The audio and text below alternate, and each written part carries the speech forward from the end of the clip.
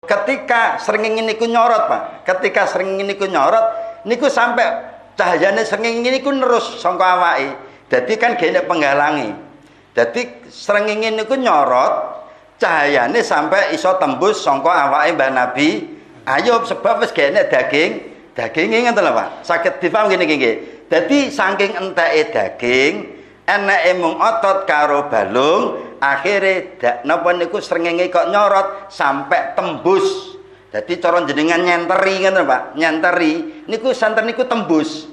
Tengkorake niku santen niku cara tembus. Tembus sampai sangka burine Mbah Nabi Ayub alaihi salam. Sebab wis gene apa-apa nek niki enek daging ngeten yen jenengan senteri kan wingkinge mboten saged tembus disenteri. Tapi nek gene apa-apane yo malah tembus. Tembus sampai burine. Assalamualaikum warahmatullahi wabarakatuh. Bismillah, alhamdulillah, wassalatu wassalamu ala rasulillah wa ala alihi wa ashabihi wa mawalah. La haula wa la quwata illa billahil aliyyil azim. Amma ba'd. Hadratal kiram, panjenenganipun Romo Kiai Haji Ahmad Bedrus Sholih, pengasuh Pondok Pesantren Al Huda Munggah Ploso Nganjuk, ingkang tansah kala panjenengan takdimi, panjenenganipun takmir mushola Nur Jannah, ingkang tansah kita hormati para bapak, para rawuh sedaya ingkang hadir wonten menika panggenan ingkang dimulyani karo Allah Subhanahu wa taala. Monggo sareng-sareng kita aturaken rasa syukur dhateng ngarsanipun Allah Subhanahu wa taala kanthi ucapan alhamdulillahi rabbil alamin. Mugi kanthi nikmat ingkang dipun paringaken ingkang kula panjenengan syukuri, terutami nikmat sehat lahir lan batin, muga saged langgeng ngantos winjang wonten ing yaumal qiyamah.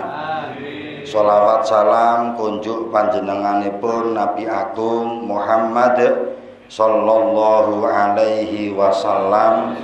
Muga wonten ing yaumal akhir kula panjenengan diakoni dadi umate, pinaringan syafaate saged mlebu wonten ing surganipun Allah Subhanahu wa taala.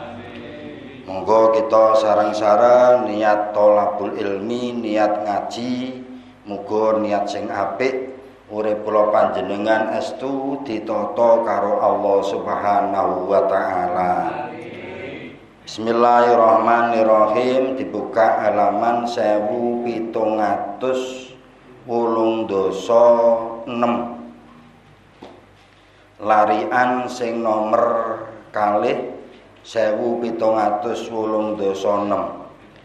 Bismillahirrahmanirrahim. Wakana lan ana sapa Ayubu Mbah Nabi Ayub kulama sakotot iku semangsane ceblok, sumangsane tiba, sumangsane jatuh rontok apa dudatun sigap utawi uler set. Jadi sigap niku nggih uler, set niku. Ketika uler utawi set niku ceblok mim badanihi saking badane Mbah Nabi Ayub, ketika set uler niku ceblok sangka awake Mbah Nabi Ayub, Nabi Ayub melakukan wadoaha mongko balekne malih nyelehake sapa Mbah Nabi Ayub ing uler mau. Jadi ketika ulere ceblok dibalekne ala jasadi ing atase jasate Mbah Nabi Ayub. Jadi nek enek uler niku kan kulite Nabi Ayub kan sakit. Saking sakite akhire metu jenenge uler utawi set odet. Ketika set odet niku ceblok sangka jasate Mbah Nabi Ayub, ceblok niku dibalekne meneh. Ceblok niku dibalekne meneh. Niki tirakate Mbah Nabi Ayub.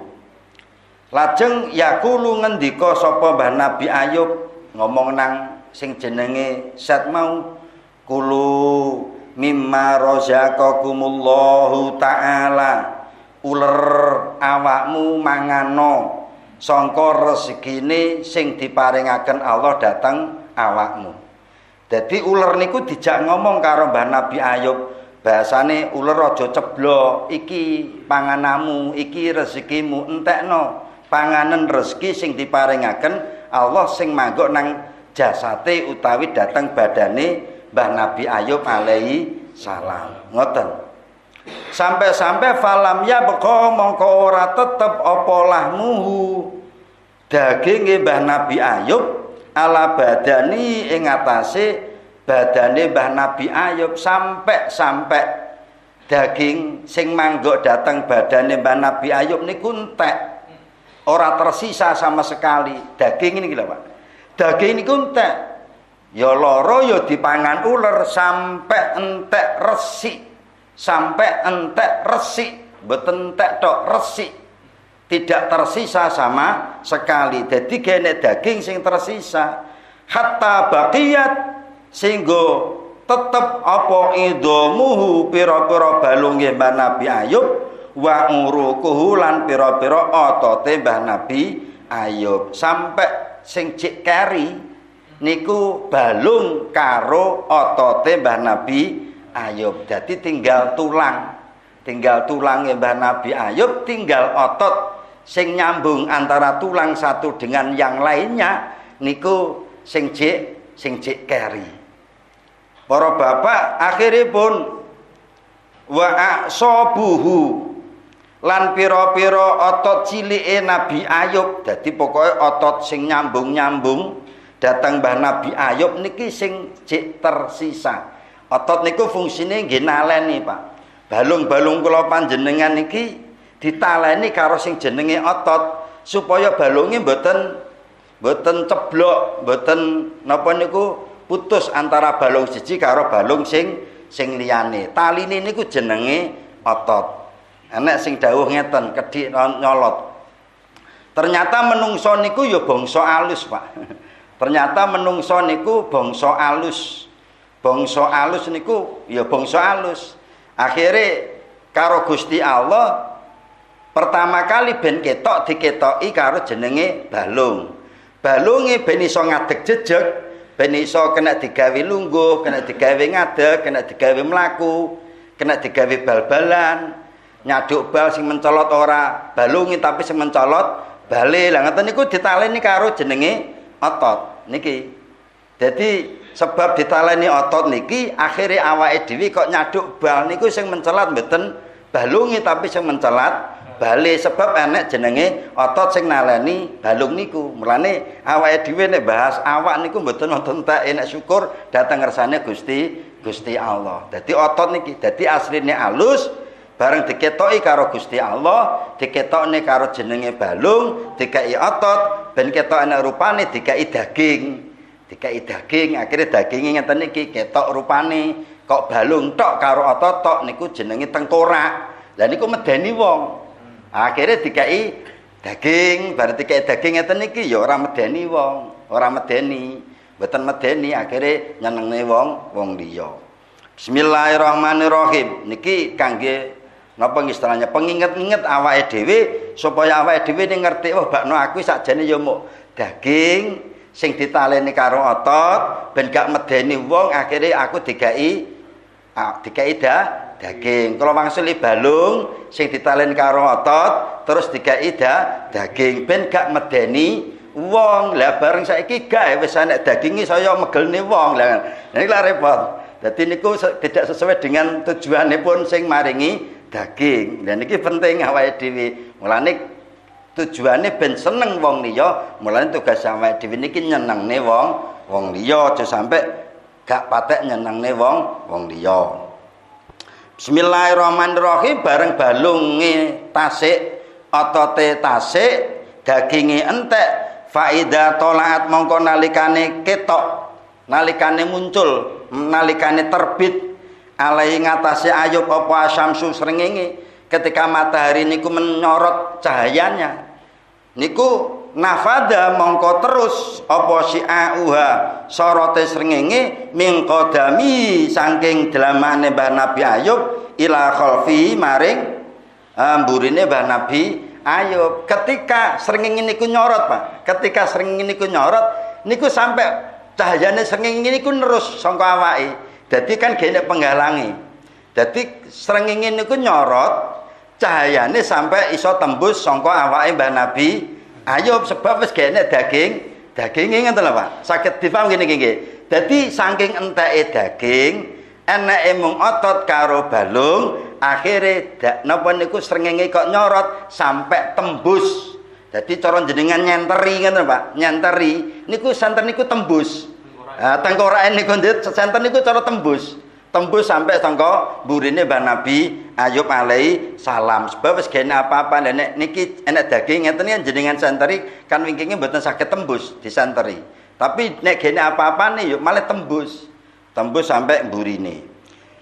Fama baqiya mengko ora enek sing keri ming jasadi saking jasate Nabi Ayub asyarifi kang mulya ila qalbu kecuali mung atine Mbah Nabi Ayub walisanuhu lan lisane Mbah Nabi Ayub sing keri perkara sing paling mulya.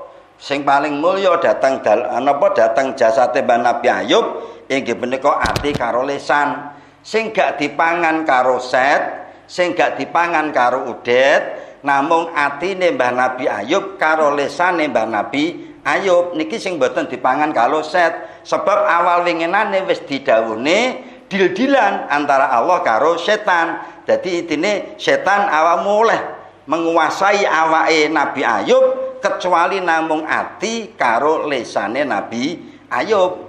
Jadi Allah ngoten memberikan kebebasan untuk menguasai awake Mbah Nabi Ayub, tapi sing gak iso dikuasai karo iblis yaiku ati karo lisane Nabi Ayub. Niki ati karo lisan.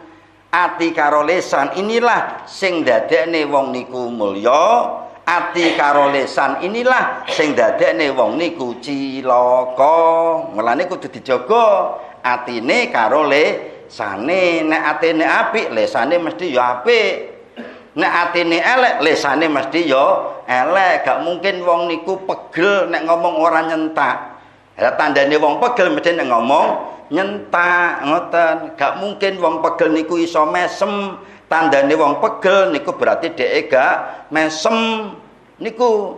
Dadi ati karo lisan niki dijaga sebab mulyane awake sangka ati lan lisan, cilakane awake ya sangka ati karo lisan ngoten. Kok enek wong rada piye munine berarti atine iki pegel iki. Atine mesti pegel ngoten niki awake dhewe. Kok sampai megelne wong ya ndak njaluk ngapura, aja mempertahankan kebenaran awake dhewe. Niki masalah kan ngeten. Mboten masalah niku, pegele wong niki lho sing dadi masalah niku. Pegele wong. Bismillahirrahmanirrahim pun wa kana lan ana sapa Nabi Ayub iku layahlu ora sepi apa kalbu atine Nabi Ayub ming syukrillahi saking syukur nang Allah walisanu lan ora sepi apa lisane Nabi Ayub ming dzikrillahi taala saking zikir dateng Allah. Sing obah niku atine syukur, lesane dzikir. Atine syukur, lesane dzikir. Atine syukur niki sing fungsi dateng tubuh kula panjenengan namung ati karo lisan. Daging niki namung pelengkap. Namung pelengkap supaya ketok awake dhewe dikei daging karo Gusti Allah. Namung pelengkap. Kadang awake dhewe niki kurune awak niku iso bingung, tapi kurune ati gak patek bingung. Ngene iki lho, sing awake dhewe kurune awak, awakku mundak kuru, tapi atine kurune mboten patek nate dipikir kurune ati. Lah niki lho, niki syukur awak niki pelengkap mawon, jasad kula panjenengan pelengkap. Poin intine nggih datang ati karo lisan. Nek atine apik berarti lisane yo apik. Nek carat niku isine kopi, metune carat yo mesti kopi. Nek atine apik mesti lesan iki zikir nang Allah. Nek atine apik mesti lesan iki njaluk ngapura ketika salah. Ngoten niku tandane wong apik mawon. Bismillahirrahmanirrahim. Wa baqiyalan tetep fi maradi ing dalem larane Mbah Nabi Ayub diceritakan fi riwayatin diceritakan gerai sakite Mbah Nabi Ayub niku samana asyara sanatan 18 tahun. Sakite Mbah Nabi Ayub sing ngoten niku selama 18 tahun. Suwi, Pak. 18 tahun niku suwi. Lara sedina mawon rasane masyaallah. Wis ra karo-karuan iki 18 tahun. Faqalat bareng ngoten matur lahu maring Ayub sapa rahmah yauman ing dalem siji dina. Lalu rahmah garwane Mbah Nabi Ayub niku matur, "Anta Nabiyun Karim." Nabi Ayub jenengan niku nabine Allah sing mulya. Jenengan niku nabine Allah sing mulya. Ala rabbika ing atase pangeran ira, "Anta Nabiyun Karim ala rabbika." Jenengan niku pangerane Gusti Allah ingkang mulya. Lauda auta dipare lamun gelem njaluk sapa panjenengan Allah Ta'ala ing Gusti Allah Ta'ala ayasfiyaka ing yen to marasake sapa Allah ing sira. Ayub panjenengan iki nabine Allah sing mulya. Kok jenengan gelem njaluk nang Allah, mesti Allah niku paring kewarasan. Niki sebab nabine Allah akhirnya nek njaluk nang Allah mesti diparingi. Sebab cedhek karo lurah njaluk tanda tangan yo gampang. Sebab cedhek karo camat, ya ngoten niku, angger cedhek ya gampang. Niku lagi cedhek karo camat, kekuasaane namung sak kecamatan. Lah awake nek cedhek karo sing nguasani jagat raya ya luar biasa. Njaluk apa-apa sing nang jero jagat nggih kelakon. Lah Ayub niku dikongkon njaluk nang Allah Taala karo garwane jenenge Rahmah. Jenengan nyuwun to Nabi Ayub dateng Allah muga diparingi kewarasan karo Allah. Bareng ngoten Ayub niku dawuh, faqala mongko dawuh sapa Ayub, faqala mongko dawuh la maring Siti Rahmah sapa Ayub alaihissalam. Omongane istrine niku dijawab karo Nabi Ayub ngeten, kam kanat muddatu raha. Bojoku sampean diparingi sehat wis pirang taun. Ngoten. Diparingi lara 18 tahun, bojone diomongi, "Dik, sampean diparingi sehat karo Gusti Allah niku wis pirang taun." Qalat mongko ngucap sapa Rahmah samanuna sanah.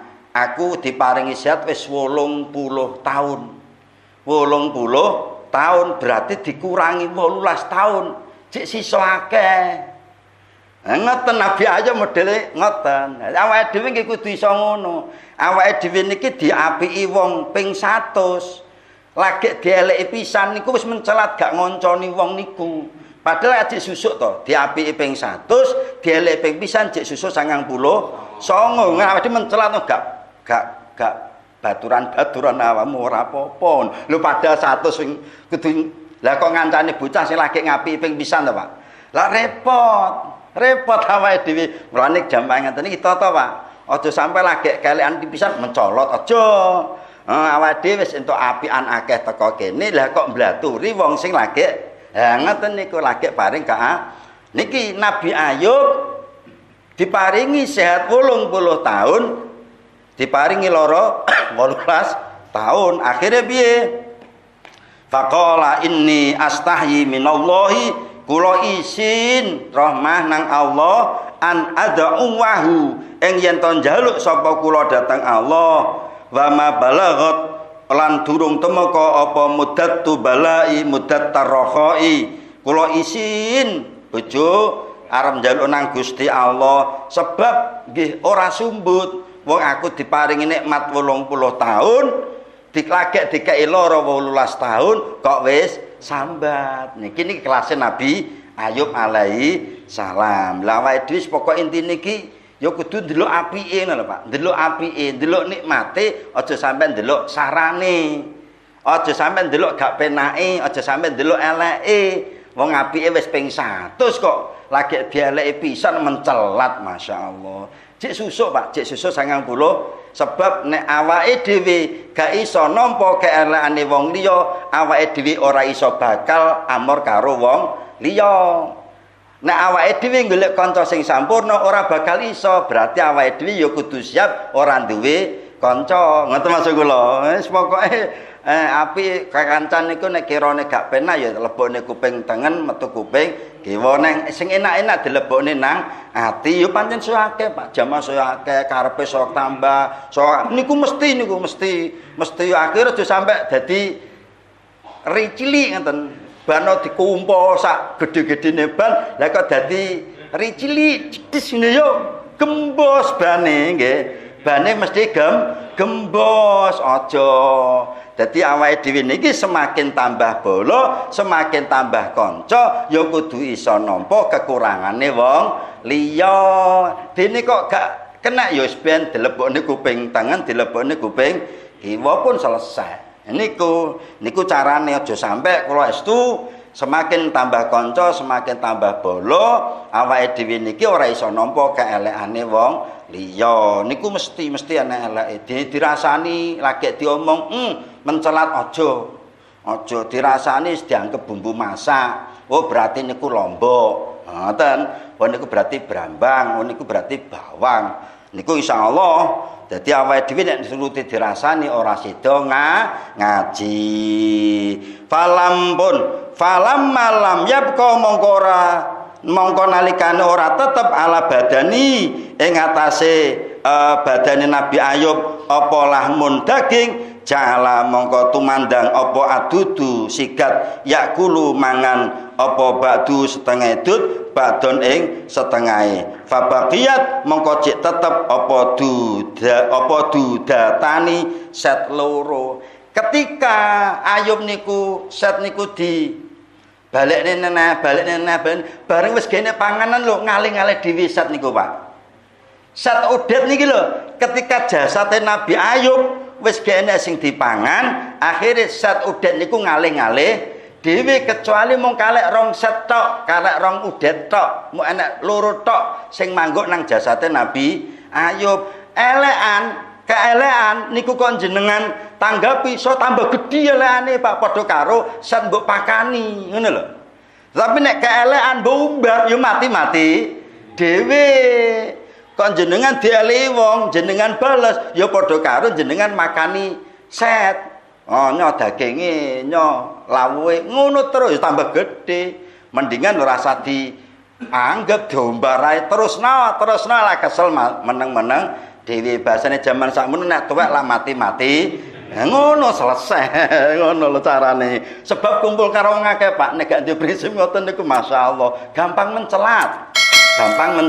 Mencelat pun niki diterusaken malih Bapak Kiyat Dutani mengke apa yang dilakukan dua set niki Pak, dua odet niki terus sing cek mangguk nang awake Nabi Ayub dua set odet niki terus apa yang dilakukan kita ikuti setelah pesan-pesan berikut ini. Ngoten mawon. Assalamualaikum warahmatullahi wabarakatuh.